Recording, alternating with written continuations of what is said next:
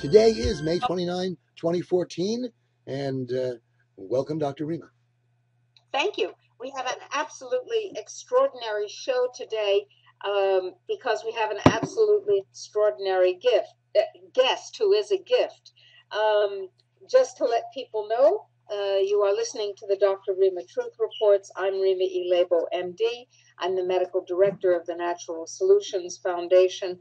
And I don't know, Ralph, whether you've already introduced yourself. You are Ralph Fusatola, JD, co-trustee and counsel for the Natural Solutions Foundation.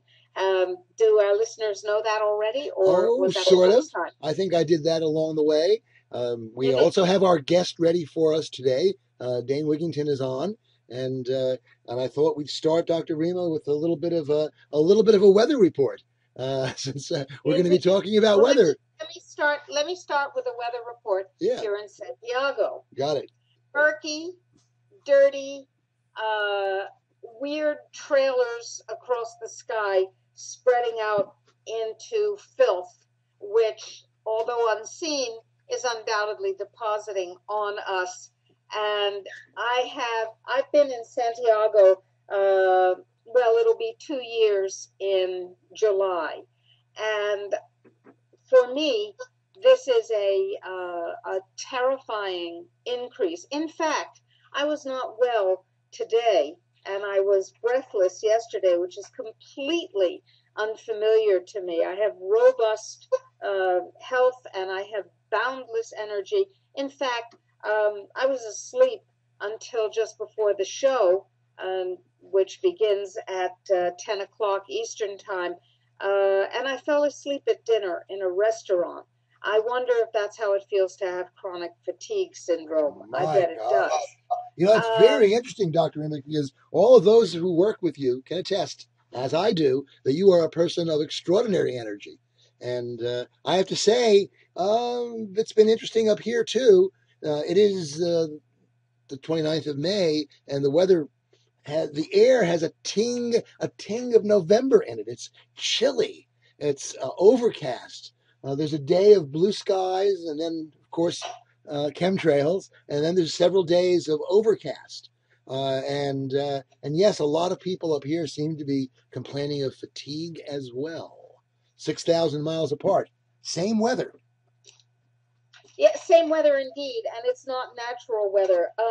Yesterday, as I looked out at the Andes Mountain toward the mountains, there are a lot of them, it's not a singular, I can see the Andes from my home. I can see the Andes pretty much anywhere I go because Santiago de Chile is in a valley like Los Angeles, but much bigger. And part of that ring of mountains is quite literally the Andes Mountains, which now have snow on them because this is the beginning of winter down here where we walk around on our heads. And so the sky should be sparkling blue, but I saw an array of chemtrails over the glaciers on the Andes Mountains. Why is that important? Because that's where the water for Santiago comes from. I don't remember chemtrail activity like this ever, and I think that it's not just because I don't have experience with the Santiago weather. I think when we bring our guest Dane Wigington on, he's going to tell us what people are seeing worldwide. His site is geoengineeringwatch.org, and Dane has rapidly become the go-to person for fair-minded, accurate information on not only the impact of chemtrails and geoengineering, but the specific impact of methane release because of global warming, which we're all supposed to poo-poo. So I would like, without further ado, although we have some health freedom news of the week, we'll get to that later, I would like, without further ado, to introduce our guest, Dane Wigington, and tell him and you what an honor it is. We've been having Dane on the show for probably about a year now, periodically, and following his work and sharing it in our newsletters. Dane is a hero in my mind, and a very, very welcome guest. Hello, Dane. Hello, Rima. Hello, Ralph. And the gratitude comes right back at you guys and the general birds, and I hold you guys in such high regard. And I'm very grateful for the opportunity to sound the alarm, update people on what's going on, why we believe it's going on, and again, it's all of us pulling together that matters. Every single one of us matter in this equation. So good to be back on. And what you stated about the worsening spraying, yes, we are seeing that around the globe. Absolutely. I hear about it from everywhere from Tasmania, New Zealand, Australia. No place is exempt, and they're ramping it up radically. And in regard to the climate, just to make clear to everyone that no matter what you think is happening with the climate, I think all of us agree being sprayed like lab rats is absolutely not in our best interest, and it is affecting people's health. It's no less than a fight for life. That alone should give us common ground. And beyond that, the reason I do talk about the climate is because geoengineering is making an already bad situation exponentially worse. And then if the power structure ever tries to sell us climate engineering as a cure for the damage done to the planet, people will already know that climate engineering has added fuel to the fire. It is not a cure, it is a curse, far worse than the disease that is being sold to help. So I try to make that point clear to people so that they will never believe such a lie, that geoengineering is in any way going to help us. It's going to pound the final nails into our coffins if it continues. You know, we have a bad echo. Isn't that interesting? Yeah. I watched today. I hear those echoes, by the way, on a lot of my shows now. It's like someone else is tapped in, and I hear that a lot lately too. So that's very, very interesting. We know that when we hit seminal information, the show goes dead, the sound is distorted, et cetera, et cetera. We know, we take that as a sign that we're doing our job. So folks, if the show goes dead, stay tuned. We will in fact reconnect, but we are regularly interfered with. What I was going to say, we're regularly interfered with because the information that we get out is not what the powers that think they be want us to get out. Now, I watched today Sophia Smallstorm's amazing video on aboutthesky.com. She was talking about trans biology, the intention to make us, in fact, non-human, something other than human, so that we would be controllable and divided into, as she said, superhuman, godlike elite and interchangeable, infertile, dwarf, ugly e-workers. She's very compelling, and she ties together a great many of the dots, and I've put that link on our chat so that Ralph can put it into the video. I'll read it to you. It's www.aboutthesky.com/transbiology. Dane, are you familiar with this notion that what's going on includes, is not limited to, but includes changing our blood cells, changing our very structure, our very DNA with GNA and with PNA, etc.? I know Sophia. She's a friend. She's a great gal. Done a lot of great work on 9/11 and so forth.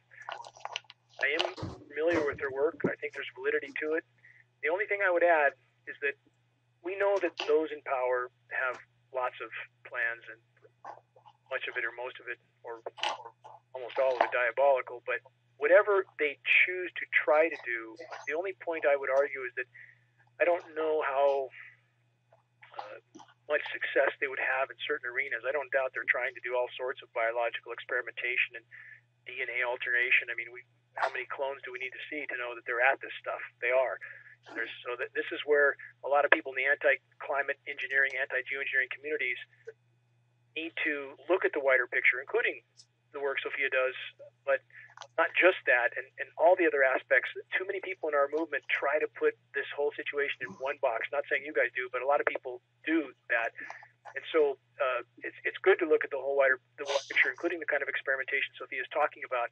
Again, that being said, I think that whatever plans they have, I would still put my bet on nature, that nature will overcome whatever plans they have, and they might screw things up, and they're certainly hampering our health, no question about that, and they're hampering the health of the entire planet from bottom to top. But I would bet long before any such plans could ever even get remotely close to any sort of fruition, that the planet, if they continue to spray, will be dead, will be gone, they'll be gone, game over.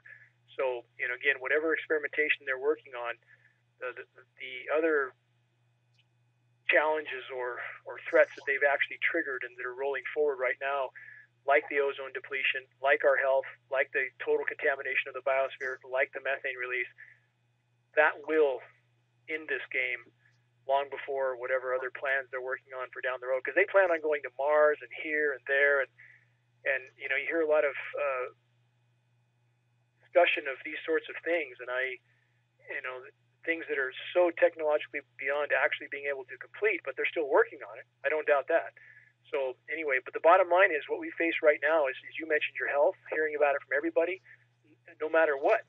At minimum, we know the effects of the materials they're spraying. We know what these materials are. And if we don't deal with this situation, this is where everybody needs to prioritize. If we don't deal with it, nothing else will matter. And I went and spoke at the March for Monsanto. I was asked by the March for Monsanto group, March Against, sorry, let me get that correct, the March Against Monsanto in San Francisco. And there was a couple thousand people there. And I'm trying as hard as I can. Yes, stopping GMOs it's very important, but there is an overlying issue. There's no organic right now. Quite simply, there isn't. We know that these materials are bioavailable. They're contaminating everything. We are seeing horizontal gene mutation in all plant life, according to Norwegian and German researchers, and that backs up Sophia right there, doesn't it? I mean, if we're seeing that mutation, so if that's the case, geoengineering is the bigger issue, and I hope that the GMO community will help us stop climate engineering, which is basically rendering all life forms on Earth a form of GMO, period. That is exactly what's happening. Yes, we're all being genetically modified. And General Byrd, of course, came up with the term genomicide, the destruction of the human genome. But so why? If they were doing it for our benefit, they would be trumpeting it to the skies. So they're hiding it in plain sight. They're not doing it for our benefit. Why are they doing it? Why do they think they're doing it? I mean, that's the question that haunts everyone, Ralph. And yeah. I think we do have some solid answers to that. And I've used this answer before, but I will again, because it's important to remind people and put it into context. Why did they go down and blow up absolutely pristine tropical islands? What gave them the right to boot those inhabitants out, take those islands over, and literally render them toxic forever? What in the hell gave them that right? What gives them the right to construct nuclear plants around the globe, any one of which could end life on Earth? And we may find that out soon with Fukushima. As we all know, it's getting worse by the day. What gave them that right? What gave them the right to experiment on populations here, there, and everywhere? And we are absolutely positively not dealing with sanity. You don't blow off 2,000 nuclear bombs on planet Earth if you're sane.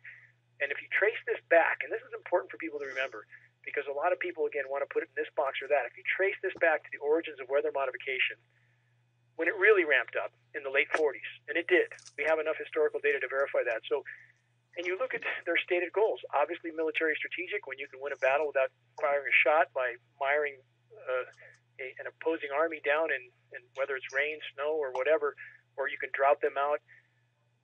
There's very obvious strategic purposes here that should be clear to people if they just consider it. And also, and we may be seeing this right now, Rima and Ralph, you can also control your own populations. And I believe we're absolutely seeing that. So whatever they're spraying, and we're only guessing at this point, we know the major components that have been in the test in the past, hundreds of tests, aluminum, barium, strontium, manganese, but at any given point, we have no idea what they're spraying and no idea how the mix may be changing. And perhaps, Rima, what you're feeling may be a change in the mix. It may be. We're getting to a point where people are waking up quickly. And if you, one, keep populations, even your own, completely immersed in cataclysm, whether it be the completely scorched, droughted out West, and I'm in that category, it's hotter than hell here every day. and it's so dry, and the sun is so intense. The UV is so shredded. The trees are dropping their foliage. Nothing grows. You can't grow a garden. You can't grow your food.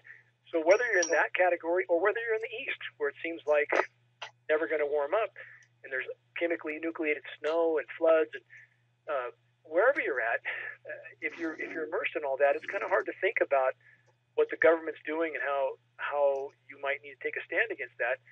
So from so many directions, opposing countries, we see that kind of use going on. Bosnia and Serbia just got slaughtered. Rima, Ralph, you guys, did you see that flooding? Yes. No, I did not. Major flooding. The other thing I noticed this past winter, and now that Dr. Rima, you're going into the southern hemisphere winter, you may want to pay attention to this. This past winter, the amount of pneumonia going on in the Northeast was extraordinary. The number, not just the Northeast, we were getting calls from people in Texas who were really healthy people, and they were coming down. They ended up in the hospital with pneumonia. We got a report from our friends who work at a local nursing home that the percentage of the people who were being sent to the hospital with pneumonia was extraordinary. Let me also remind you, in the midst of this horrible echo, it's very, very annoying. It's not bad here, so the recording we're making, the archive, will not have the echo on it. Okay, good. So what I was going to say was that if you remember, over the last year, we've been hearing about new fungi that invade the brain that we haven't seen before. We've been hearing about, from Don Huber, we've been hearing about new organisms that impair fertility in absolutely everything, in cows, in people, in fish, in pretty much everything. And these are novel organisms that we simply have no experience with.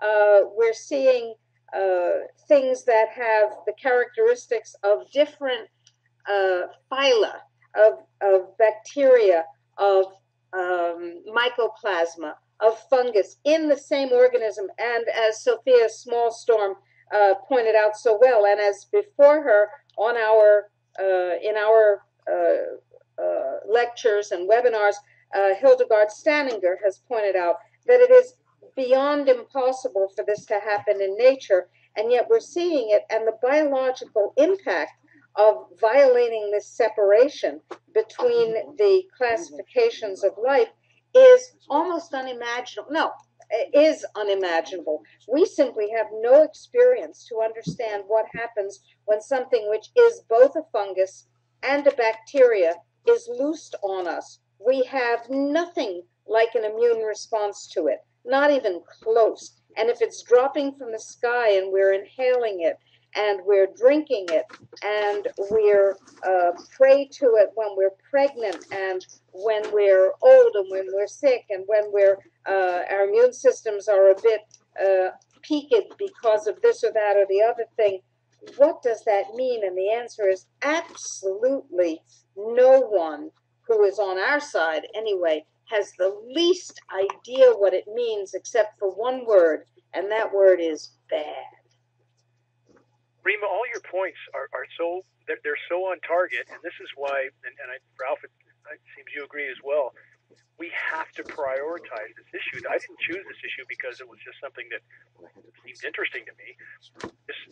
Simply after weighing out the data on all the challenges we face, clearly this was the priority challenge that could end all of us in this paradigm at any point in time. I mean, the mix is bad enough now from everything we're describing. At any point in time, that mix could be changed, and we're done right then. We know we have enough pathogens engineered to take us out of the equation right then. But this is where, again, as I said earlier, Rima and Ralph, at the haphazard nature with which the power structure is going at things, if we didn't have the damaged climate system now that geoengineering is fueling, if we didn't have that equation and it looked as if the Earth could keep plugging along, perhaps they're carrying out all this biological experimentation on us and that they would be able to go underground and wait this out, you might see some sort of evil genius in this from their perspective. But when we know that they have triggered things that either they have a death wish as well or they didn't plan on this, and I would point toward the latter. that they thought in their arrogance and their insanity that they could play God with Earth's natural systems. Now they know they've torpedoed their own boat as well. So if they're that haphazard, whatever pathogens they're spraying on us, I would argue they don't fully have control of or understand the ramifications of. They're simply throwing it out. I'm sure they know a lot about it. Obviously, they can put a pathogen out that would take us all out at any point in time. But in the engineering you speak of, Rima, Clifford Carnicom's work also backs that up. They're seeing organisms that they've described as engineered, period. But the sort of haphazard nature with which the power structure is going about everything right now, I would argue they're frantic, they're desperate, they're dangerous. Well, if they're frantic and desperate and dangerous, Dane, and by the way, our guest is the absolutely incredibly brave and insightful Dane Wigington, with whom I'm about to disagree. Dane, if they're out of control, as I believe they probably are in terms of the planet and its climate, and they don't know what to do, I think that hypothesis works in that area. But in terms of the pathogens, I believe that they are not out of control, because there's nothing except population that they can possibly control through these synthetic life forms and genetically engineered nightmares. I believe that what the situation there is, logically, and I have no evidence to support this except my strong gut sense, I believe that they believe, and probably wrongly, that they have an antidote or a preventive strategy or a vaccine or a treatment that is preventive and will keep them, they believe, from getting the disease or the bacteria, fungus, or whatever it is, the new pneumonia, so that they believe that they and their retainers, their chosen retainers, must be safe from whatever it is that they're going to knock us off with. And I have some corroborating but not absolutely confirmatory evidence for that. For example, in London, there was a hospital devoted exclusively and totally to cancer. And that hospital was taking only stage 4 terminal patients, and their cure rate was 100%. They were using specially created peptides that in just a few injections were able to completely eliminate the malignancy in stage 4 on their way out that week kind of patients. They were closed down, and the doctor, Dr. Michael Smith, who invented this technology, was told, here's the deal. You're going to open a hospital and you're going to do this work, but you're going to do it for us and for us only. The last thing we want is to cure cancer on a wide scale. Are you out of your mind, Dr. Smith? And the deal is, you either do this or the consequences for you and your family are not very pleasant. So Dr. Smith closed his hospital with a cure rate of 100%, mind you. And he now runs a very small elite clinic in the south of France. And you couldn't go there, Dane. You couldn't go there, Ralph, and I couldn't go there. How do I know this? There are very, very few physicians in the United States, and possibly some elsewhere, who are permitted access to the peptides for research purposes. And so some patients get, very good treatment because of this. I am not one of those physicians. I wanted to have access to the peptides, and they turned me down. They said, you're too high profile, and you'll make trouble because you'll talk. Yes, I will, if I know about it. So that's to me, that's corroborating information that suggests very strongly that they believe that they have this situation not. They and theirs are, to the extent that they care about anybody else, they believe safe and protected from the plagues that they are unleashing on us. And I believe that that is a very reasonable working hypothesis about how they can be this completely insane. What? Don't they realize they're breathing this crap too? Sure they do. But they believe that they are safe. I conclude. I don't have evidence, substantiating evidence for that. But I do conclude from everything I know, like the example I gave you, that they, in their hubris, in their madness, believe that somehow they're separate from the planet sufficiently so that they can protect themselves from this change of everything, the biology of everything that they are Now, this is creating. interesting, Dr. Rima. This reminds me, of course, of the special Section D of the hospitals in the Soviet Union, where only party members could get care. How good was the care in Section D? How good was any care in the Soviet Union? Now, what they did have, I have to tell you, is they didn't have, during the Cold War, they didn't have the hard currency for the scanners and the CAT scans and the X-ray machines and so on. So they trained, and I know because I actually worked with one of them, they trained human sensors. They trained psychics who were part of the medical team in every Soviet hospital.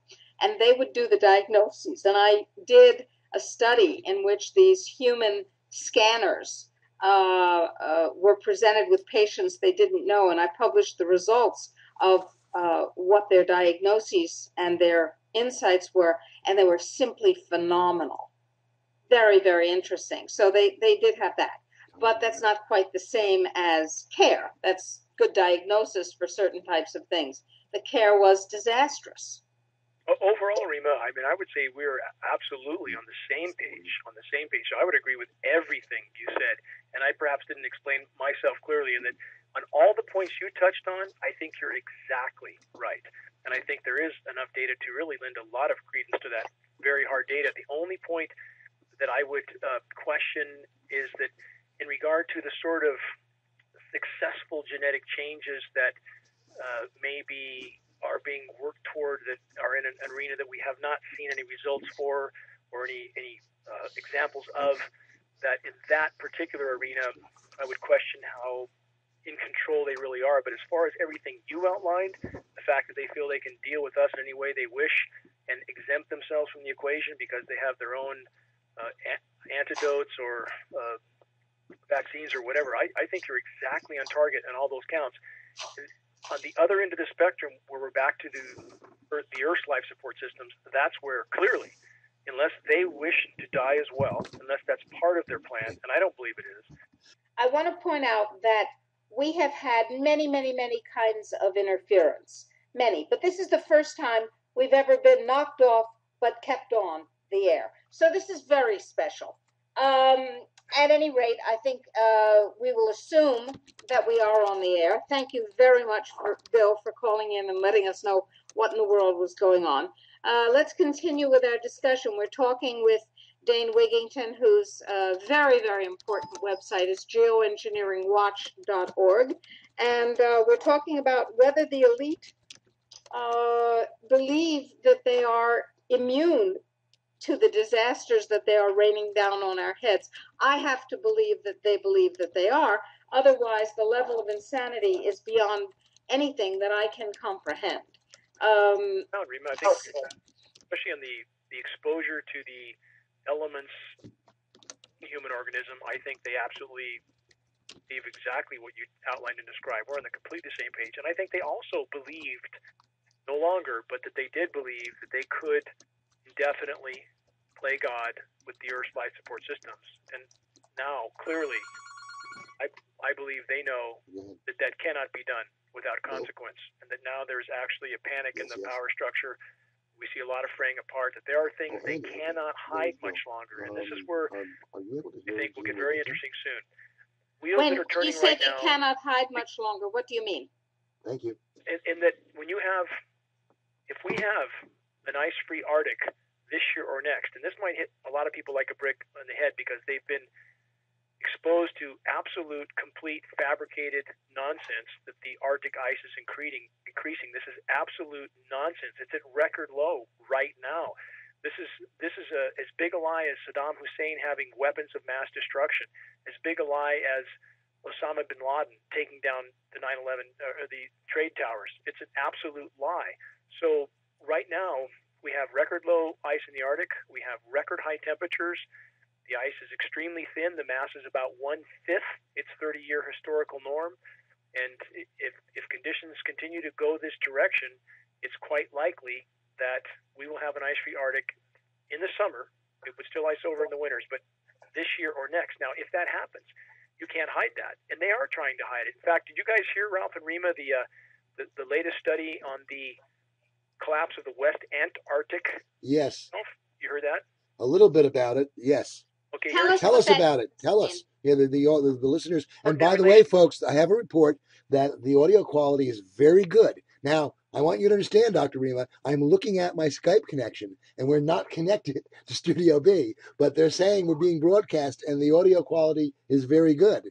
Well, it's very So clear the that NSA wants this message to get out. I don't know. Well, I was going to say it's very clear that God wants this message to get out. Maybe Go that ahead, too. Dave. So, Dane, explain this to us, Stanford. please. I mean, you know, guys, when I was very careful before I put up the UV readings that we meticulously cataloged before I posted on our website, and within 15 minutes of posting that, site was taken down. It was taken down 8 times in the next 2 days. I had to get a different server, more security. So who knows who's pulling what strings right now to hamper any progress with the word getting out. But the bottom line is where I'm going to the Antarctic, guys, this all relates back ultimately to what you talked about, Rima, that they think they're exempt, but now, at least on the climate and the environmental biosphere end, they now know they're not. So to point out how much the media is trying to hide this situation, with an announcement like we are locked in to 15 feet of sea level rise, and all the 80 of the top 100 cities, or the largest 100 cities on the planet, are now, in a sense, doomed. CNN gave that 15 seconds before they went to 15 minutes of Monica Lewinsky and Bill Clinton. Now, that ought to say something. They are no longer trying to push the warming in order to instigate carbon credits. The Clinton administration is to some degree, but at this point, there's chaos in the message even, and there's an attempt to try to hide the severity of what's unfolding. So back to the Arctic.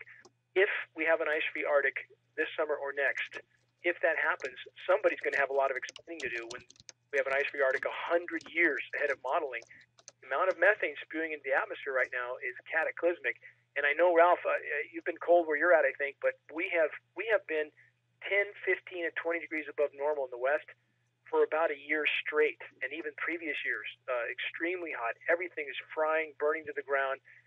Siberia started burning in April, early April this year. It's normally frozen solid until late June. There's a lot of things happening, Rima. So back to agreeing with you. I think we agree completely on everything, and that they felt they were exempt all the way around, including the climate, and they still feel they're exempt on the biologicals, whatever they're spraying, but they know damn good and well now that the ship is torpedoed and they're going down with it. But they're still keeping the program going. Oh, that's what they know how to do. At this point, that's insanity heaped on top of insanity. When your head hurts from pounding it into the wall from the military-industrial mentality, you're just not pounding hard enough. They're just not spraying enough. And so now back to the increased spraying, which we talked about at the beginning of the show. Spraying is increased around the globe. So they can create short-term cooling anomalies. They can. And they are, Ralph. You experienced that. The whole eastern U.S. and eastern Canada, if you look at a GISS map, it's the only cold place in the northern hemisphere.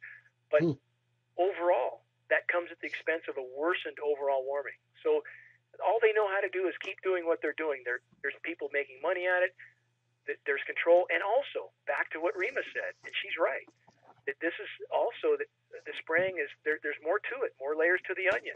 It goes beyond the climate. So now, even especially if the climate is getting to a point where they can't hide it, they can't hide the severity done, people connect the dots, they know the geoengineers have helped this to happen, not prevented, but helped it to happen. Now you're going to have a population that's foaming at the mouth, grabbing their pitchforks, their torches, and looking for who's responsible. So now, back to the biologicals and back to how Rima feels, without energy, sluggish, lethargic, that element kicks in again, that now, even more than ever, they may be trying to slow the population down, to sicken them up, to weaken them up, so that as things become unhideable, the population is not fit enough to fight back.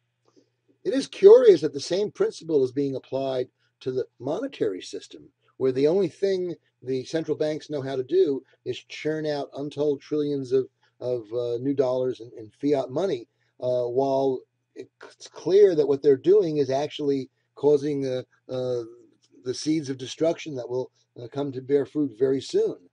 And yet, all they know how to do is what they're doing. Everything they do, from the printing of the money to the cool down of the eastern U.S., which has got the whole U.S. population extremely confused. It's got sites like Alex Jones incredibly confused that they're giving the message that geoengineers want them to put out, that the globe is cooling. That's exactly what the geoengineers would want them to say. And so they are trying right now, between pumping out the money, causing cooling anomalies, confusing the populations, they're buying time while they're digging in. And they are digging in. We know they're digging in. The dumb bases, the deep underground military bases. That acronym is what they're doing. We have my next presentation tomorrow in Sacramento in the state capitol is to outline that they are digging in. We have photographs of the entrances. We have photographs of the tunnel boring machines, which are so colossally huge, they don't even look real. So they're buying time right now where they're digging in and getting ready for total collapse. And total collapse can't not happen, short of some sort of unseen force right now. And I don't say that lightly. I don't know what else is out there. But short of that, we simply do not have the resources left to continue when the oceans are dying, and they are dying. Did you guys see the amount of dead fish that are going belly up around the globe? Yes. You have. Let's talk about that. Why is that? What's going on? This is what's going on. The authorities know what's going on, but their job is to lie about it. Their job is to keep the sheeple calm and to keep everything looking normal as long as possible. So we have literally many dozens, if not hundreds, of places around the globe in recent weeks where massive fish die-offs have occurred. Now, when the authorities scratch their head and say they don't know why, again, that's a lie. So we have gassing from the subsea surface because the oceans are warming incredibly rapidly. I mean, we have temperatures right now in some places in the Pacific that are 10, 12 degrees Fahrenheit above normal. So as the ocean warms, methane hydrates thaw. As methane gases, it deoxygenates the water. You have hydrogen sulfide also gassing, and that's the only thing that can create a hypoxic or even an anoxic zone, either low on oxygen or without oxygen, at that sort of speed in order to kill that many fish that fast. It's the only thing that can do that, short of some massive contamination, which we would see other signs of, and it wouldn't be uniform around the globe. So gassing is occurring around the globe because the oceans are warming. It can't happen any other way but warming. Frozen methane doesn't thaw from cooling oceans; it thaws from warming oceans. So why? Oh, by the way, we have 5 minutes before the end of this section of the program. Why are they trying to get the idea across that it's no longer global warming; it's climate change? If in fact it really is global warming. It is, but here, let's go back. That's a great question, Ralph. Let's go back to when that term was coined, the late 90s. Yeah. 98, 99. When 98 was the warmest year ever recorded, the geoengineering programs were fully unleashed. It had been going on for decades prior to, but they were fully unleashed, and that's when that term came into play, because they knew that they would be causing radical swings in temperature, and we see that. We see 60, 70 degrees swings in temperatures in one day. We see temperatures go from 80, 90, even in the case of Amarillo, Texas last year, 100 degrees to snow in one day. And they knew they would be causing these fluctuations, so they have successfully conditioned people, and they have the scientific community doing exactly what they've been told to do, that climate change, that even global warming will cause these cooling anomalies. That is absolute nonsense. And just like the polar vortex, that's the ionosphere heaters around the globe shoving cold air south, robbing it from the Arctic, so that last winter, and this is a fact, this is a statistical fact, it was colder in the lower 48 than it was at the North Pole. People should know that's wrong. Wow. That's really strange. So, this is where the term climate change came into play. The planet is in full-blown meltdown, and any notion that this is not directly related to human activity, which there is no legitimate discussion of the climate without talking about climate engineering first and foremost, and that means that every climate scientist discussion of this issue is a lie by omission, because they are not including the single biggest climate disrupting factor of all, global geoengineering, which includes HARP, all the HARP facilities, all the aerosol spraying. So we have massive lies by omission in the climate science community, and until they face this issue, they are towing the line for the power structure. Indeed. So that is the message of the first half of the program. What are we're seeing the entire program ratchet up. Ratcheted The up. title that you gave us for the discussion tonight is "Dying Fish, Dying Oceans. Are We Next?" No oceans, no life on Earth. It's that simple. No ozone layer, no terrestrial life on Earth. It's that simple. You start combining these factors, the equation gets extremely dire. So at this. So you're saying it is human intervention that's causing the climate catastrophe, but it's intentional, government-driven geoengineering, and not just our carbon footprint. Is that really what you're telling us? It's all the above, and again, that's where people, again, you can't put this in one box. We're putting try to get your arms around this. We're putting 100 million tons of CO2 in the air every day. That is a problem. It is. A lot of people in our movement want to believe it's not a problem. It is a problem. But now you add climate engineering, and the planet can't respond. It can't respond. It can't increase the hydrological cycle. So instead of the West getting deluged and the forests starting to thrive from extra CO2 and more rain, they die. So again, it's a complex equation. We have people looking through a colored lens on both sides. You have the climate science community not admitting to the geoengineering elephant in the room that is wreaking havoc with the Earth's climate system. And you have people that are trying to fight climate engineering, like some of the alternative websites that are saying exactly what the climate engineers would want them to say, that it's cooling. And that's the way the climate engineers can sell these programs to other countries. Hey, look, we're cooling our country. Do you want to cool yours? Let us spray. I mean, this is pretty simple to connect for people. If every country is manipulating the weather. Which country? If every country, every major country is manipulating the weather and trying to manipulate each other's weather, because everything is interconnected, then aren't we just going to have climate chaos? And we do. And we do. And that's exactly what we have. And also, in order to cool one place, another place fries. And that's what we have in the U.S. In order to cool the East, they fry the West. And I think there's another reason they're frying the West. Again, it's not one thing. Back to what I said earlier. As California in particular loses its ability to produce food, you have chaos going on here with water rationing and so forth. Now you have a population that's not really able to look at the bigger picture because they're just trying to deal with one day at a time. Keeps the population busy, can't fight back. That simple. So there's a lot of reasons for everything you see going on, but you can't cool the whole planet, and certainly they're killing the whole planet. And in order for the geoengineers to cool one place, like the eastern U.S., they fry another place, like the western U.S., and that's exactly what's happened. If we had the jet stream, because of the high pressure over California, they pumped the jet stream up to Alaska, making Alaska just had its warmest January on record. You didn't hear many people talking about that. They didn't even have enough snow for the Iditarod dog sled race. They pump it up to Alaska, they ice nucleate those clouds and that moisture, pump it down to the eastern U.S., and cool the eastern U.S., but the West fries, including Alaska. So, this is hard facts, hard data, hard statistics on the ground, and I'm quite sure of the scenarios I'm going over, or I wouldn't speak so openly about it. But it's a complex equation. But if people look at the basic dots, they all fit. And everything you said, Rima, was right. Everything you just described, Ralph, is exactly right. That you have climate chaos because you have conflicting strategies, conflicting powers.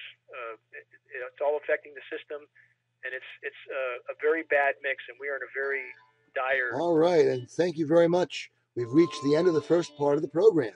But we'll be back.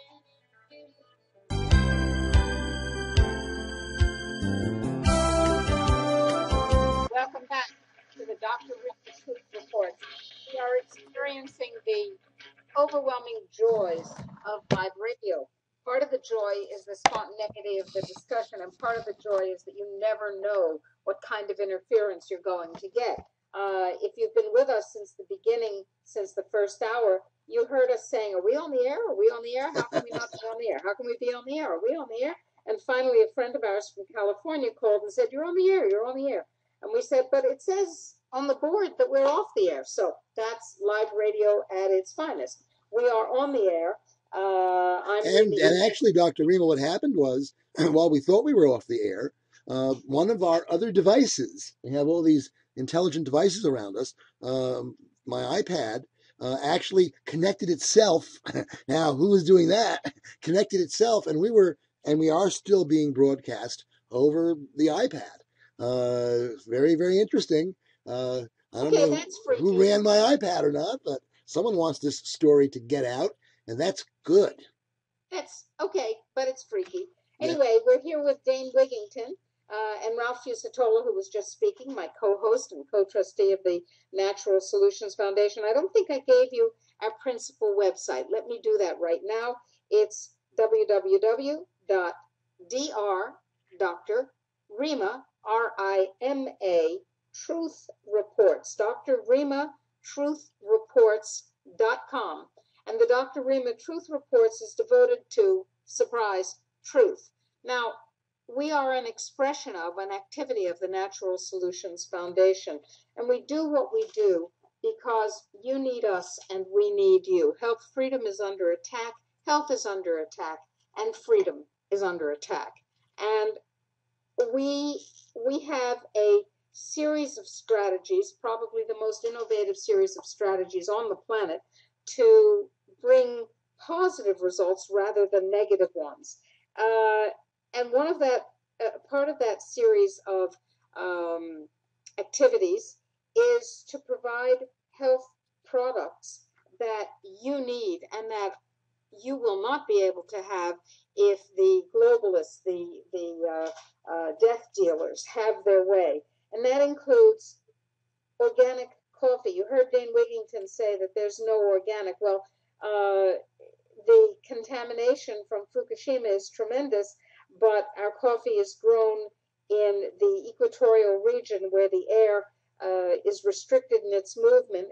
It was historically called the doldrums, on a high altitude shade certified organic farm in Panama.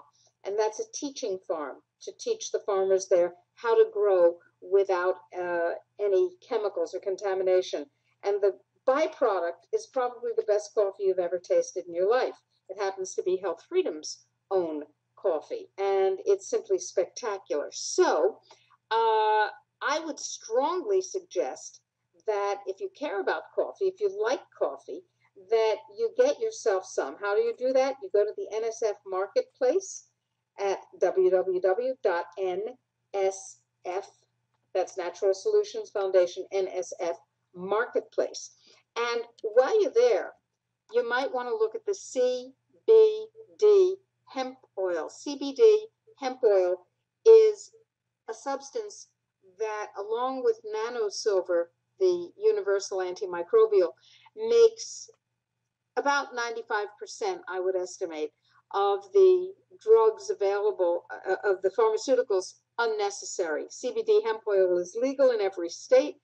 It is non-psychoactive, no high, only help, and it's pretty much useful for everything that involves inflammatory response, malignancy, pain. It's quite absolutely extraordinary stuff. So why wouldn't you want to get yourself some of it as organic chocolate with CBD oil in it, as chewing gum with CBD in it, as the straight oil? It's quite extraordinary, and it relieves and returns to normal structure and function a vast number of issues and problems. It's tremendously important. So with that said, and that's nsfmarketplace.com, nsfmarketplace.com. With that said, we trust you to explore that site and to make your purchases to support your health and your health freedom. And now we return to the discussion that we were having, vitally important to your survival, with Dane Wigington. His website is geoengineeringwatch.org. And if you want to know anything about geoengineering or nucleated snow or methane release, go to geoengineeringwatch.org. Dane, you were saying. First, I want to say, to clarify my statement earlier, and I stick by that statement, that there is no organic at this point. But that being said, the product you described is exponentially better than anything anybody's going to buy in the northern hemisphere, and that the fact that it's organic without all the other chemicals that go along with the non-organic. I mean, no matter what, you are in probably the most sheltered place on the planet still, and so. And whether you're in northern hemisphere or southern hemisphere, I still strongly recommend people buy organic because obviously it's still by far the best choice. So I want to make that point clear, so people don't think I'm abandoning the organic foods all the way around, because I'm not. But the gravity of our situation, Rima and Ralph, that's what I'm trying to drive home with people. I paint a very dark message because that's what the data dictates. But that being said, if we could rally people, truly rally them behind this fight, and as we spoke on the phone during the last segment, I just had a release from an attorney that, this is the title, Demands for Chemtrail Conspiracy Arrests. This is from a law office. There may be legal wheels starting to turn now. We'll have to see where that plays out. But the bottom line is we need that kind of help. We need those kind of people involved. And we need everybody in this fight. And if we could truly get enough critical mass going so that we can reach the military families who again, military personnel, I salute them. There's a lot of great men and women in our military. I mean, General Burt, what an example we have with him.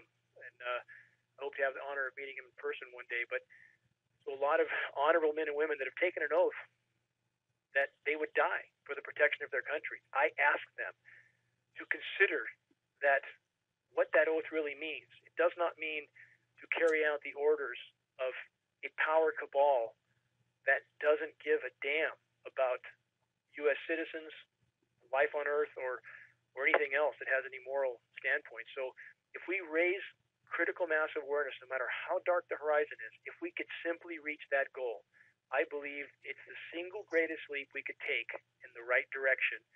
Of all the challenges we face, that is the single greatest leap we could take, because the planet must be allowed to respond. Its life support systems must be released from the toxic chemical cocoon that is geoengineering. And even to face things like Fukushima, again, as we described earlier, what a dire situation that is. This point I make again and again because it's very simple and very hard to ignore. If we can't think clearly, we won't face any challenge. And if we continue to absorb these materials, all of us will not be thinking too clearly for too much longer. That's a very, very important point. Let's talk about the physiological effects that we know of. And these are only the short-term effects, but let's talk about the physiological effects of which we know of the chemtrails. What's happening to you and your kids and your husband and your wife and your mother? What's happening, Dane? People are sick. People are coughing. People's immune systems are getting weaker. People are getting more mentally foggy. This is my point that I just made earlier. There's no question about this. I'm a good personal friend with the North State top neurologist. He said he's being inundated with patients, his existing patients, that are now no longer cognitively functional. That should be a giant alarm bell going off for people. This is happening to all of us, and it's a very slow, insidious progression, just like the onset of Alzheimer's is slow and insidious. But now they play Alzheimer's commercials up here, Rima and Ralph, as if it's the common cold. That everybody's going to get Alzheimer's, and here's what you do when you get it, and here's the pharmaceutical you take. Dr. Rima has recently said that Alzheimer's is really adult onset vaccine injury. It's all the above. Again, when you start combining the mercury in the vaccines and aluminum, and we do have studies in the case of those two metals. We have studies that indicate enough mercury to kill 1 in 100 rats, combined with enough aluminum to kill 1 in 100 rats. All the rats die. Toxicity increases by as much as 10,000%.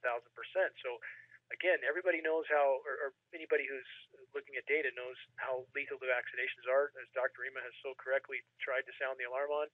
We know how bad aluminum is. Mix the two, you have a really bad mix, and we don't know what else is in the mix besides, some of the other metals. We're seeing copper now, which is used in artificial ice nucleation. A lot of copper in our snow tests. We see a lot of ice nucleation. Again, I don't know if you guys saw I posted an article yesterday that a lot of people were jumping up and down. There's still ice in the Great Lakes as of yesterday. with temperatures of 85 degrees near the shoreline. All-time record high of 85 degrees, lake water that's far above freezing. Why is there ice there? Because it's been chemically nucleated. That's why. And if I have lab tests posted in my articles, in fact, it's in the article I posted yesterday, a link to another article with lab tests, where you can see, people can watch with their own eyes, again, that if you drop a few drops of biological nucleating agent, it will freeze a beaker of water instantaneously. I mean, you can turn it upside down instantly. And the same with barium hydroxide. We know barium's in the mix, so there's nothing natural going on anywhere. When you have ice floating on a lake with outdoor temperatures of 85 degrees and lake water that's far above freezing, people should know that's not right. So we have problems from every angle, and again, all this is infecting the environment. It's going into the water. It's infecting us. It's a bad mix. And again, back to climate engineering should be a priority for everyone. If everyone pulled together, we could expose this, and that's why I give a dire message. I'm trying to point out geoengineering is not just another issue; it's the issue. If we don't deal with it, nothing else will. A member of the Italian Parliament about 10 days ago called for public disclosure and an end to secrecy in chemtrailing in Europe. Are you aware of that? I am. I posted on that. I'm communicating with Rodolfo Rogassini. He's the CEO of the Gaia Foundation, who is communicating with those senators. Rodolfo is very meticulous. He is a lawyer by trade, and he is getting his ducks in a row, if you will. He's trying to put things together in a manner where he can't be shaken. So we're back again to the point where the walls are absolutely closing in on the power structure, from the dollar losing its place as the global reserve currency, which puts pressure on the power structure, to the environmental implosion. We are very close to food shortages around the globe in many regions. It's already happening. That's why you have so many regions descending into chaos. There's not enough to eat. They're feeding the Egyptian citizens government-made bread loaves. No kidding. We're close to disaster. The Kansas wheat harvest, half normal. We have in California, where used to be lush orchards, they're tearing the orchards out because they're stone dead in places. Yeah. There's no General water. Burt warned 2 years ago about the potential for famine in America. And every year we seem to be watching it getting closer, just as we seem to be watching the weaponized pandemic getting closer every season. It seems to be another step forward in planned destruction. I think you're exactly right. You're exactly right. And then we're all on the same page with all this. And but the immediacy is what I'm trying to drive home to people. A lot of people still have in their head that this is 10 years out, or maybe 5 years out, or maybe even a year out. It's here now. It's happening now. I mean, we have a limited time to bring this issue to light. And what's so important about climate engineering also, it's a very catalyzing issue. It brings people together from all arenas. It unites them in a common cause. We're all being sprayed like rats, and we are all succumbing to this constant exposure, and we're all in a fight for life. And that's a common cause that everyone should rally around. And if this were exposed, as we're all trying to do, and it became the topic of real serious political discussion, and you were asked, what can we do now? What would your recommendation be? What would the steps be to deal with the situation that we have now? I don't think anybody would need to ask me. I think the dominoes would already be falling, and that's my point. At the moment this becomes critical mass of knowledge, I think the dominoes will immediately begin to fall. When you have families that realize... So just enough for them to stop? I believe it will. I believe it will. I believe every chance is there for that, because once you know, people in the military, and I spoke to a KC-135 pilot, and there are people, there's few people with the kind of honor General Burt has, but there's plenty of people in there that have a semblance of honor, and lots of people in the military that are very honorable, that are doing what they were told is right. The moment they know that they've been lied to in an incredibly murderous manner, I believe you're going to see a shockwave around the globe. When they know perhaps their child's autism came from these programs, and they know that their grandparents' dementia or Alzheimer's came from these programs, I think you're going to see absolute turmoil. I believe it would happen instantly, and I wouldn't need to be asked anything. The dominoes will fall on their own, and that's why the power structure is fighting so desperately to hide these programs, by convincing people with the media. If you watch Weather Channel up in the States, is unbelievable. The propaganda they put out there, theatrically named storms, Hercules, Xerxes, absolute weather theater, and nucleating storms over the same locations again and again and again to build up snow records here and there to confuse people as to the state of the climate. The geoengineering is working, and they're trying to confuse the public. They're miring the public in these disasters. They're just trying to keep the public's eye off the ball because of this issue, and they are fighting desperately to keep this issue from coming to light. If this issue came to light, it would change the dynamics of what we face. I'm not saying our problems are over, no, but this is the single greatest leap we could take in the right direction to unite the populations around the globe against the completely off the rails and completely insane power structure. How does Fukushima fit into this analysis? Certainly, nuclear power plants must be seen as a type of geoengineering. I think in a way they are. Rima, you're with us, yes? Yes. Rima, I off the air, I think we talked once, and I certainly felt General Byrd's perspective was exactly what seemed logical to me there, and that it appears that the Fukushima event was certainly an engineered event, and in addition to General Byrd's opinion, who I highly respect, and I had something happen to me before that event, Ralph, that lends me to believe this was absolutely orchestrated. 3 days before the event, I got a call. The person who had a relative in Army intelligence, the person lived on the California coast. They were asked to be away from the coast on the Friday that the quake took place. Now, I was told this 3 days prior, on the Tuesday before that Friday. And I was asked, because they knew this was my area of research, had I heard anything. I hadn't. You heard things like that all the time. I didn't pay it much heed. You can imagine my shock to wake up Friday morning and find out that had happened. And my wife wasn't with me to hear it. She would have never believed it. So, well, General Byrd, as you know, has produced a very important series of estimates of situation about Fukushima. The most recent one was just done a couple of weeks ago, and people can get to that, basically built around the question of was there another fire in and around reactor number 4, a very important question, because if we're continuing to have renewals of the fire, it means that the situation is quite out of control. So people can go to one of our tiny URLs, tinyurl.com/Fukushima fire, and they'll be able to get access to General Byrd's free estimate of situation about what that fire means. I'll look for that, and I appreciate the update you guys sent out, and I think that's, if the reactor 4 fuel pool is burning, yes, we're all in dire straits if that's the case. And now, if I can wind that back into climate engineering yet again, if that is happening, and even if it's not, but if it is especially, the climate engineering must stop so that the hydrological cycle can resume with a fury and rain out some of this material over the Pacific. Not that that's good, but it's better than having it rain out over the continental U.S. or other regions. And that is the alternative, is they spray the entire Pacific, and they're trying desperately to hold back a massive El Nino that's forming right now. And they successfully suppressed that, it appears, in 2012. By altering the trade winds, they kept that warm water in the western Pacific. It's astounding that they've been able to maneuver this to this manner, but that just makes what's happening now worse.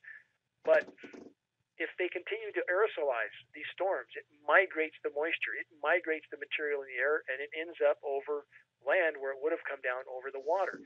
So again, back to the climate engineering, and we're getting cognitively less functional by the day.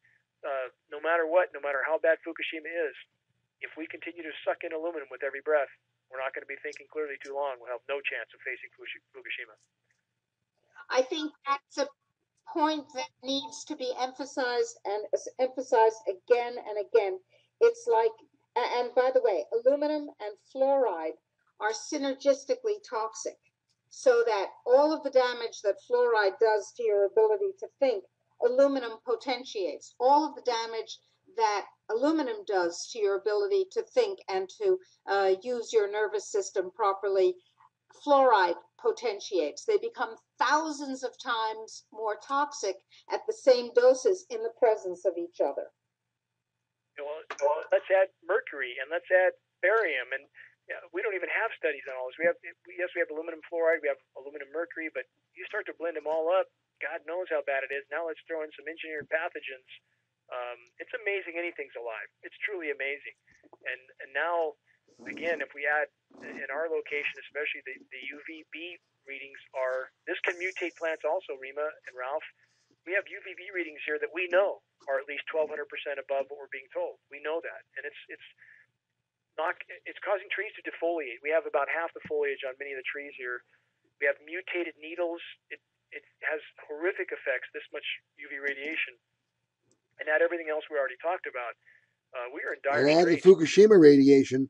There's been a lot of reports from Canada of what's happening to the forests. And it seems to be related, you're right, to the UV radiation, but let's also remember there's a lot of hard particles coming down over the forests of the world. There are, hot particles, and also, again, back to the methane, and this is just converging catastrophes from every direction, and so many roads with these converging catastrophes can lead back to climate engineering. But right now, what we have, back to the fish situation, we have this gassing that's occurring on the sea floor and hydrogen sulfide, and this is accelerating rapidly. The UV situation is killing plankton, period. We know that. A lot of things are killing plankton. The radiation certainly isn't helping them, but that's a type of geoengineering too, because it's going to affect the oxygen balance of the planet. It's literally geoengineering the oxygen balance, just the same way that monoculture, all of the GMO soy and corn and wheat that is literally taking up thousands of square miles of North America, is also a type of geoengineering, and it affects the way the climate behaves and the way the water cycle behaves, and among other things.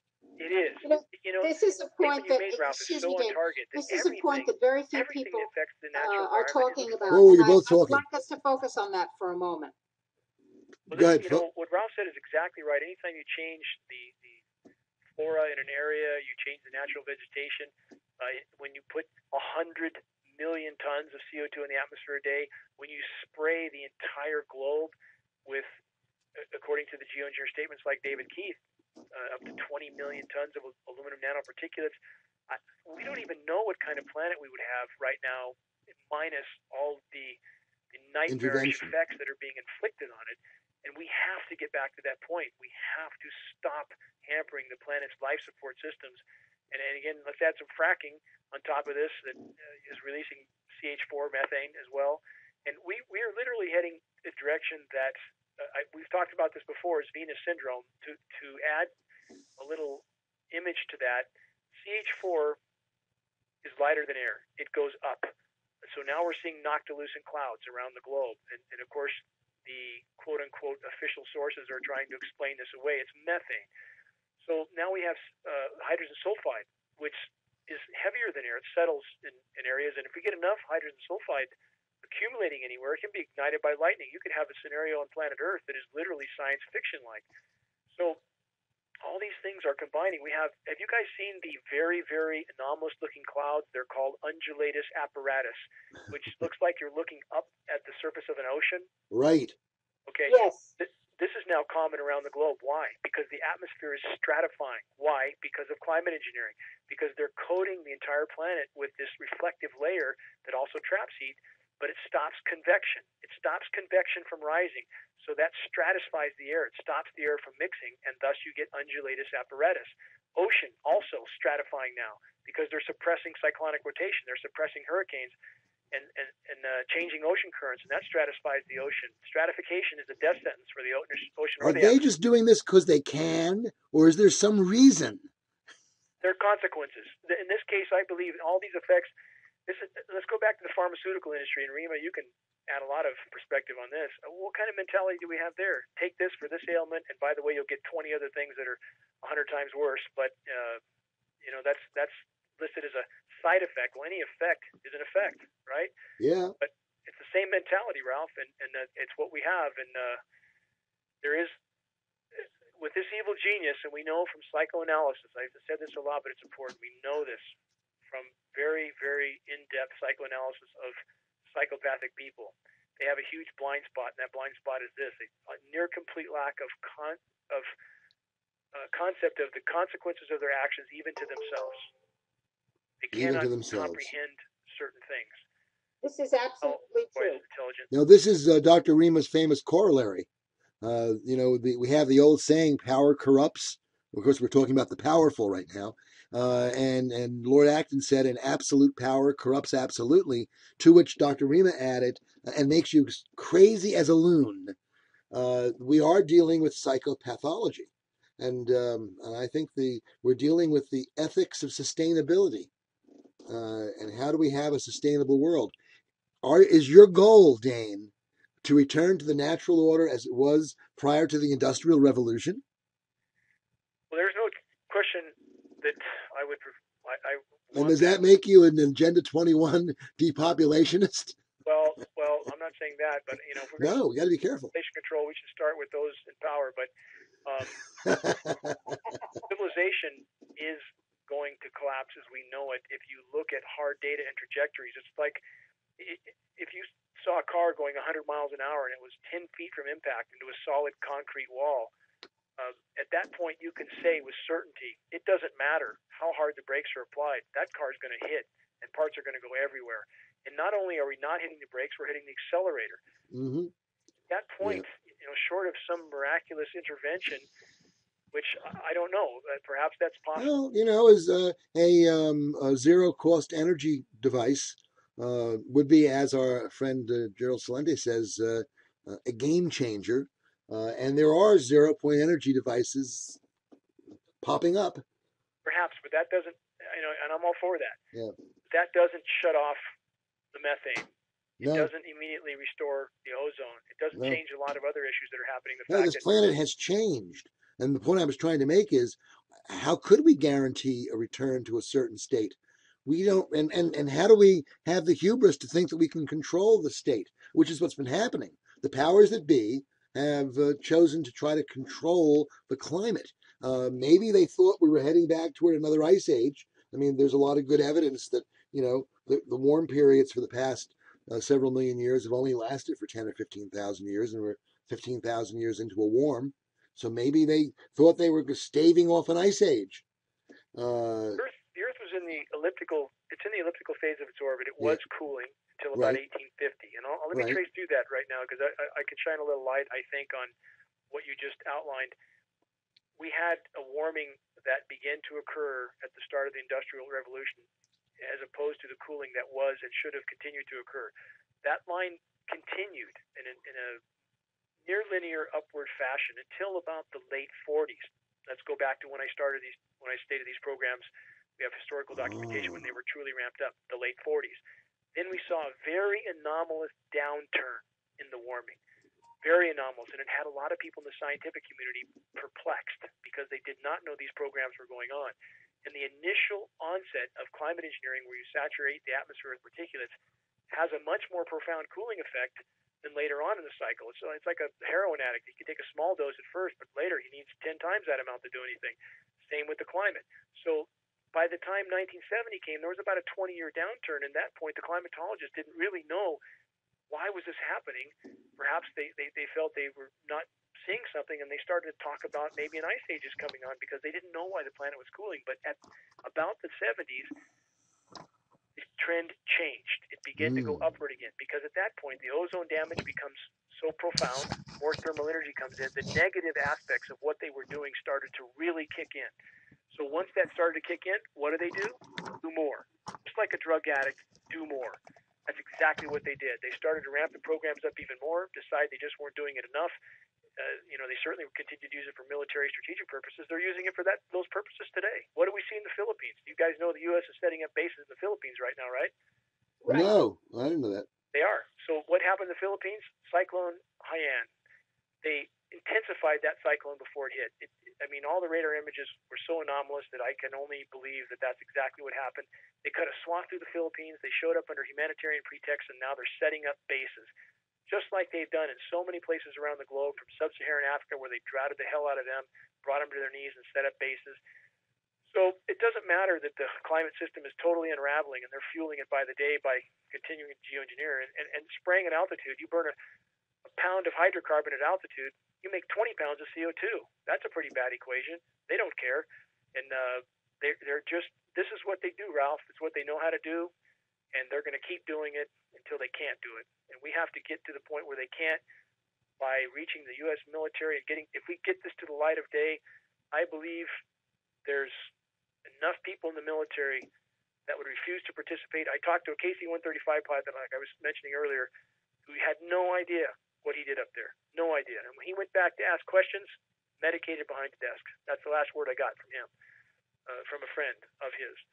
So, again, there are people who care, but they don't know. They're being told they're doing something to save the planet. And when they find out that what they're doing is taking the future from their own children, I think you're going to see a whole different attitude. We are. And how are you reaching out? How are we reaching out into the military and into the civilian pilot community of planes that have been, the people who are flying planes that have been retrofitted and altered to continue this program? That's a great question. We are trying. I mean, personally, I go into the recruiting offices, great people in there, very receptive people, in fact. And, I salute their service, and I talk to them, and they're very amiable. They've taken DVDs and flyers. Same in the Capitol. Now, the bottom line is we have lots of families out there, civilian families, that have a member in the military. So if we can simply reach critical mass of awareness, we will reach the military by doing that. And we are making that kind of progress. And what I encourage people to do, everybody can do so much on their own. Too many people want to be told exactly what to do, where to line up, where to grab their instruction sheet. And we have input on Geoengineering Watch what people can do, but we can fight this fight just like the colonists did from behind rocks and trees, unorganized, but very effectively by people from their own home computers. Again, they can send out prepackaged messages. We have this on Geoengineering Watch. It's under activist suggestions and flaming. We call it the flaming arrow package, Rima and Ralph, because it's a thought-out package that has a very polished letter, good intro letter, the appropriate links to send out to people and say, hey, this is going on. It's important. You need to investigate. It's incredibly dire. So they don't have to go to a lot of work. They just need to find out who to send it to, whether it's an Alzheimer's group, autism, ag, fishing. The list is endless. So yeah, we are great believers, Dane, in pushback. And of course, we have our own set of action items as well. We want to see decision makers inundated from every direction. So we urge people to go to your website, geoengineeringwatch.org, and join in your action items as well. Of course, our action items can be gotten through one of our tiny URLs again, tinyurl.com/pushback here. Pushback works. And you're right. That's what we have to do. We need millions of people to make the decision makers aware that we are aware. You're exactly right. And when people understand, when they are forced to understand that they are fighting for their very existence, and we're in uncharted territory. I don't pretend to know what will happen, but I believe, again, if there's a single issue that could alter the dynamics of what we face, if we can expose it, this is it. And I don't know if you guys saw now, it's not just the fish washing up on shores, and I mean all over the globe, literally dozens and dozens of places in this month alone. But now, in the last 2 days, actually as of yesterday, there was one TV station that described it looked like a, quote, horror show. Dead birds all over the western U.S. coast because they're dying now as well. Marine mammals washing up on the beach. Is this the radiation effect? Pardon me? Is this the radiation effect on the West Coast? I don't believe that the effect of what we're seeing right now is radiation, although I don't deny the contamination at all. It's there. It's certainly a factor. But what we're seeing is much, much too rapid for that to be the primary causal factor. Again, we're seeing CH4 gassing from the seafloor. We're seeing hydrogen sulfide. Hydrogen sulfide is deadly, by the way. Yeah. So, in pockets on the surface where some of this might release could kill some of those seabirds. Certainly, their food supply is all but gone. Anchovy fleets returned again about a month ago with nothing, zero. Fish are floating up dead everywhere. The food chain has to collapse after that. We know plankton stocks are 50% declined or more right now. Plankton produce 50 to 60% of Earth's oxygen content, back to the oxygen troubles you correctly mentioned earlier, Right. Ralph. So we're seeing collapse on so many levels that it's hard to get one's arms around. But people, when they're forced to face this, and they're about to be forced, And then you're saying within months, not within years. I believe the data indicates that.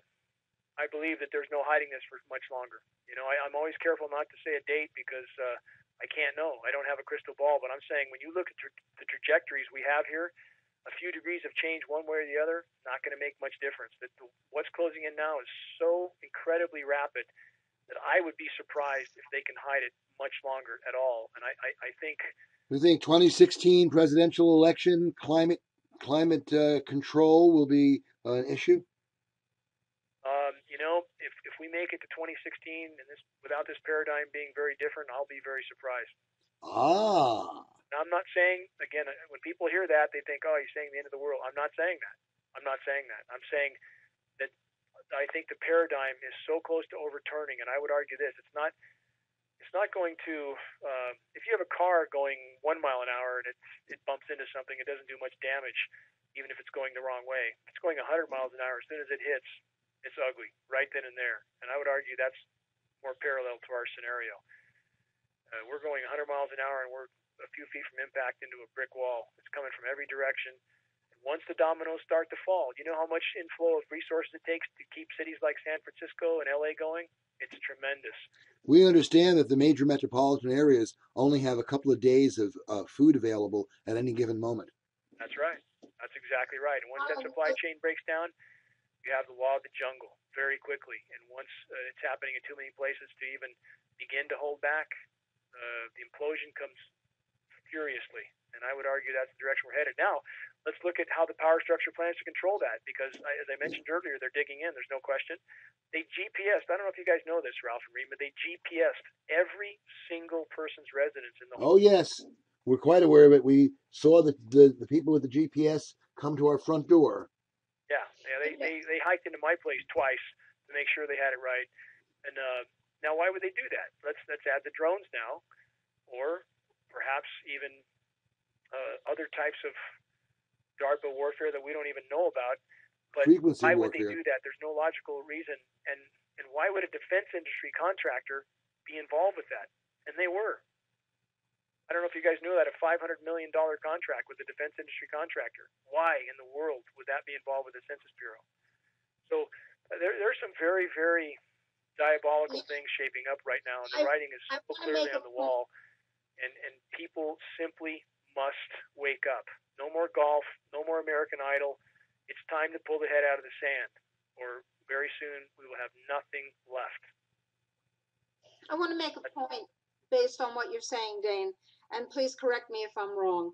We don't know how the planet will correct itself if we stop all of this.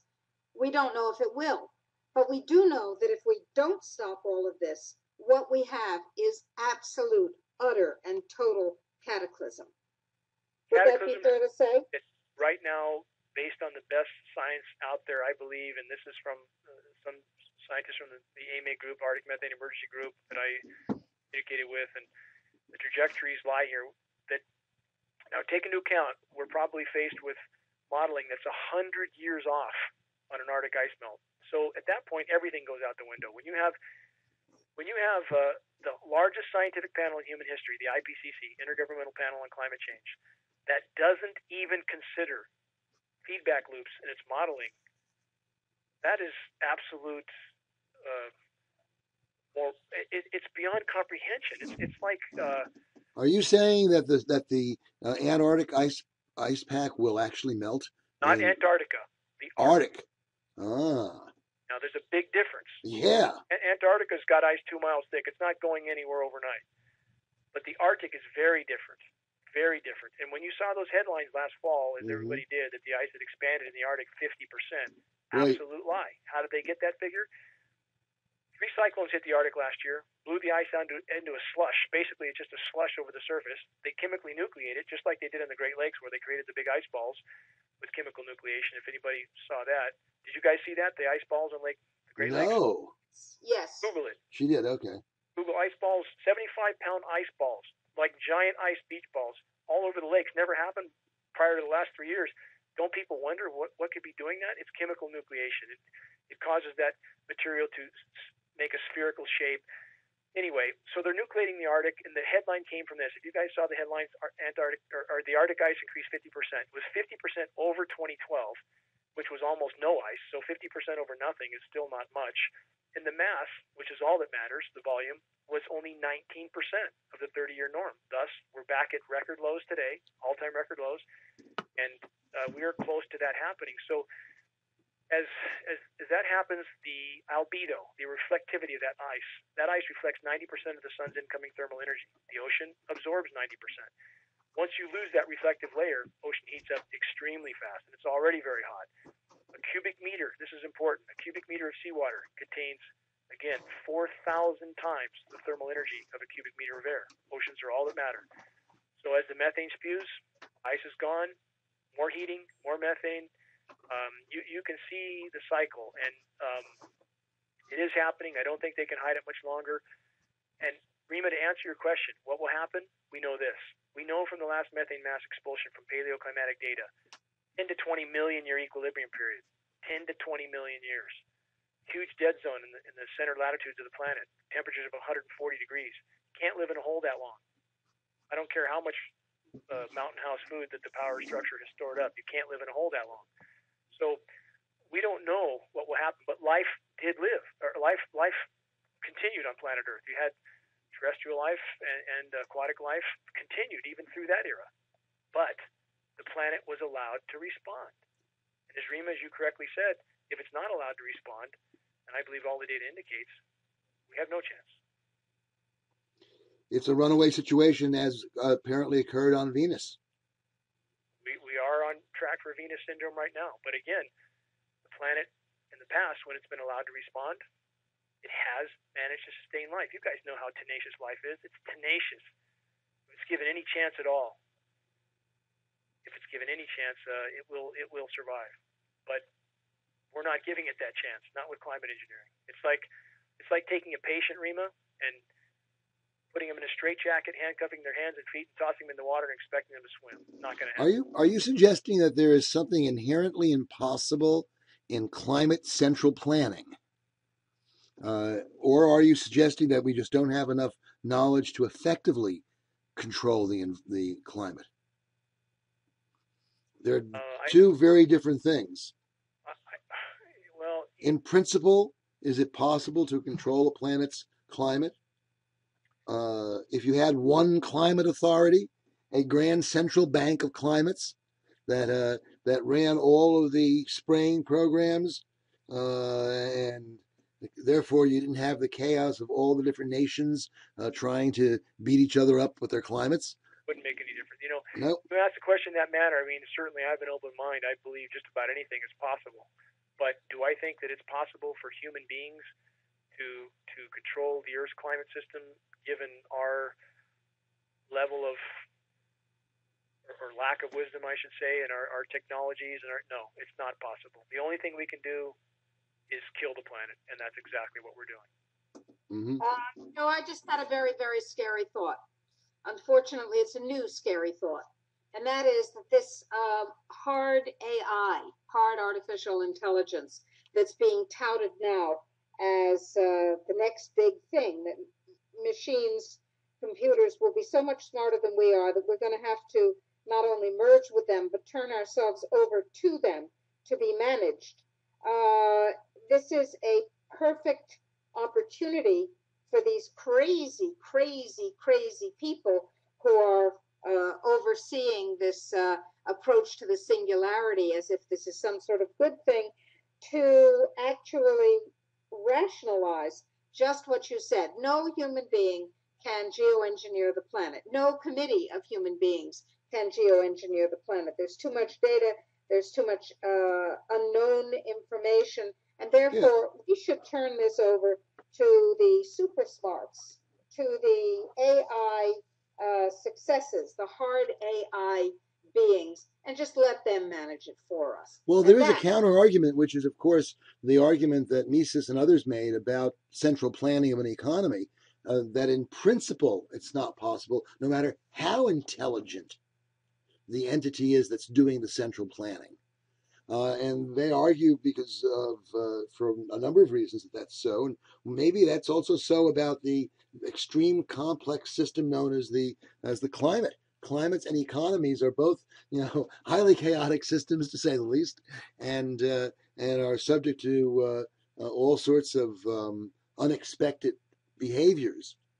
So, Ralph, I think you're exactly right, and Rima, I don't deny that there's maybe there's some people in the government that do have that by the mindset. way, 10 minutes left before the end of the show. Actually, Subscribe, 8 Ralph, minutes. to what you just described. I believe to be the case, that whatever the creative forces were that have been behind what we know as Earth and its life support systems and nature is so profoundly complex and miraculous that it's so beyond our ability to even comprehend. How did all this happen? How do you have this ball of rock spinning in space with an atmosphere that's so incredibly perfect to sustain life and interactive? And I mean, I'm not a particularly religious person, but when one looks at that, it's hard. I don't care what your mindset, it's hard not to marvel at that. And I simply think that even such an artificial intelligence is still created by a mindset, i.e. humans, that simply don't even begin to have the comprehension to even understand these systems in any way. I'm absolutely with you, but I'm saying that the crazies that we're dealing with, the crazies who have put themselves in power in these areas, will say, "Well, okay, we can't do it because it's way too complicated for our feeble little biological brains. But the super smarts that we have created, they can do it, and that's even scarier." Well, what I'm saying is that certainly will be the argument that's made, and that'll be the argument that's made for central planning for the economy also. But there are good reasons based on Gödel's theorem and a few other things to suggest that in such chaotic systems, no intelligence can know enough to control the system. Yes. I think that is correct, and Riemann, I don't deny again that there's maybe some people with the mindset you described, but I know.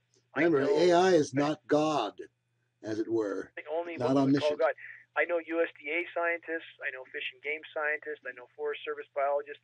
I know so many people in that arena that are incredibly intelligent in a certain vein, but they seem to have no ability to see the bigger picture. And even though they can do very intricate things and have very specific skills, they cannot seem to see the bigger picture, and thus they will do whatever they're told. And I'm standing out here with a couple USDA scientists, not long ago with some congressional reps and so forth, looking at a stand of stone dead trees. And I'm asking the USDA soil scientist, "Do you see forest decline?" He looked, shrugged his shoulders, and said, "No, I don't see any decline." How do you deal with academia, tens of thousands of scientists, none of which seem to have the moral fortitude to stand up and announce the fact that the ship is sinking? They don't seem to have it. The emperor has no clothes.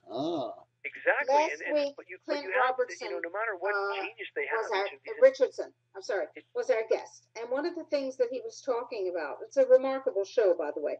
One of the things that he was talking about was that using the idealism of young people, geoengineering and climate engineering are being taught at universities in order to make the technicians available who will have no long sight, only short sight, and who will follow orders as a good technician is supposed to do. And it's being sold as save the planet, so that these people are being then indoctrinated into blindness of the sort that you're talking about. It's a great point you bring up, Rima, a great point, and that's how the whole system of academia is set up. In fact, I don't know how many times I've heard from scientists here that I know, if it's not in our peer-reviewed, establishment-approved manual, it's not reality. It doesn't exist. It doesn't matter how in your face the situation is. If it's not where they think it has to be in order for it to be reality, it's not reality. And they're trained exactly as you just described. Exactly. And exactly the way doctors are trained and exactly the way lawyers are trained. And we have about 5 minutes left before the end of the program. I want to take a moment away from Dane for a second to tell a very important... Dane, Dr. Rima's trying to talk. Go ahead. I'm sorry, Dr. Rima. During the time when the French Academy of Sciences was the preeminent scientific organization in the world, the great debate was, do rocks fall from the sky? Do meteorites exist? Now, one of the members, and it was a big deal to be a member of the French Academy, one of the members of the French Academy, who was an abbot, a churchman as well, observed a fall of meteorites, and he collected the meteorites and he sent them to the president of the French Academy, saying, here's what I observed. They were hot, they were glowing, etc. And the president of the French Academy had the meteorites destroyed, and he wrote back saying, my dear abbot, I am the president of the French Academy of Sciences. If rocks fell from the sky, I would know it, and therefore I have destroyed your specimens. There you go. Right. Exactly what we have. Exactly what we have right now. And in the meantime, no matter how much the schools are trying to train kids in that manner and how far down the road you hear people talk about the economy in this many years and such and such happening in that many years, it's not going to happen. Right now, with the converging catastrophes faced by the human race, I would argue this, that whatever we face, it will be nothing like what people imagine or perceive or conclude based on what they're trained to think from the media that, all these things are going to come to pass and in 10 years, 20 years, they're going to retire and play golf. It's not going to happen. So right now, I would argue our time frame is extremely short. And in regard to the current paradigm, let me clarify that. In regard to the paradigm we know right now, it cannot continue much longer. There simply are too many links falling out of the chain. What do? We sound the alarm while we can, while we still have enough communications to get the word out and have an issue like climate engineering that is completely catalyzing. We have tools. And I think you guys have interviewed George Barnes before, I think, Rima? Yes. Yeah, so George Barnes has just updated his Skyder Alert app. It's state-of-the-art now, skyderalert.com. The film is being constantly updated. That's a great tool. We have tools on Geoengineering Watch as well. I encourage people, learn about this issue, at least some. You don't have to be an expert. You don't have to put in a decade plus like some of us. Just learn a little bit about it. Arm yourself with credible data and get in the fight now while you can. And even when those people roll their eyes, as we all know they do when they don't want to face this reality, those people will not have the choice much longer. Their heads will be ripped out of the sand. Wait and see. It's coming. It's coming. And I encourage everybody to watch data, look at credible data, forget mainstream news. Look at the hard events happening on the ground. You don't have forest fires around the globe because it's getting cooler. The globe is burning to the ground. 100 million acres in Siberia in 2012. Think about that. 100 million acres went up in flames. It's happening. So if people simply keep their eye on the horizon, take their compass heading, this is important. You don't start marching off at some destination and never look at your heading again, which means looking at ongoing data. You have to constantly look at data and constantly reassess your compass heading to make sure you're accurate, to make sure you're on course. But we're all needed in this fight. Together in this issue, I believe we could take a quantum leap in the right direction. If we could simply expose... And we are coming to the end of the program, folks. Our guest is Dane Wigington, and he's telling us the truth. The truth is, you don't have to be an expert to become an advocate for planet safety, for planet survival, for the survival of your family and your capacity to live a safe and productive life on this planet. But if you don't become involved, you have that much less chance of achieving those goals for yourself and those you care about. It's dire and it's now. Go to geoengineeringwatch.org and stay involved. Get into the fight, as Dane says. Get into the fight about all of the things that are terminating our planet.